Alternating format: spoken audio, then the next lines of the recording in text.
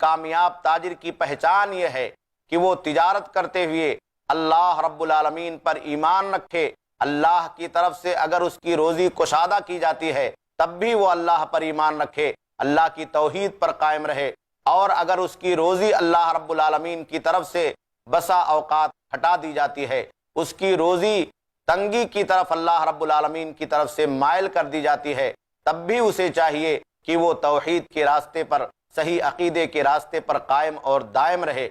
मोहतरम नाज़रीन किराम, हमें मालूम होना चाहिए कि इस कायनात की सबसे बड़ी सच्चाई अल्लाह रब्बुल आलमीन की तौहीद है और अल्लाह रब्बुल आलमीन पर ईमान रखना है, और यही सबसे बड़ी नेकी है। अगर इंसान ने दुनिया की बहुत सारी नेकियां की लेकिन उसकी तौहीद सही नहीं है, उसका अकीदा सही नहीं है, तो सारी नेकियां बेकार हैं। और इसी तरीके से इस कायनात की सबसे बड़ी बुराई, सबसे बड़ा पाप अल्लाह रब्बुल आलमीन के साथ किसी को शरीक ठहराना है, तौहीद को छोड़ करके शिर्क के रास्ते को इख्तियार करना है।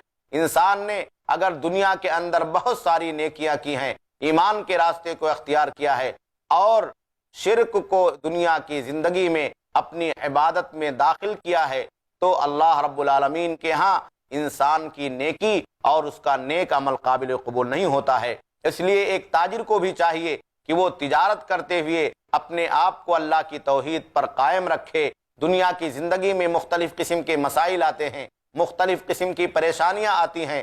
ताजिर भाइयों की ज़िंदगी में भी मुख्तलिफ़ किस्म के मसाइल पैदा होते हैं, उन्हें भी मुख्तलिफ़ किस्म के मसाइल से दो चार होना पड़ता है, मुख्तलिफ़ किस्म की परेशानियाँ आती हैं। कहीं ऐसा ना हो कि इन परेशानियों की वजह से हमारी तौहीद कमज़ोर पड़ जाए और रफ्ता रफ्ता हमारी ज़िंदगी में चोर दरवाजे से बुराई दाखिल हो जाए और नऊज़ बिल्लाह हम शिर्क करने पर मजबूर हो जाएं। अल्लाह के नबी जनाब मोहम्मद रसूलुल्लाह सल्लल्लाहु अलैहि वसल्लम ने तमाम अहले ईमान को शिर्क से मना फरमाया है। ऐसे ही और वीडियोस बनाने में हमारी मदद करें।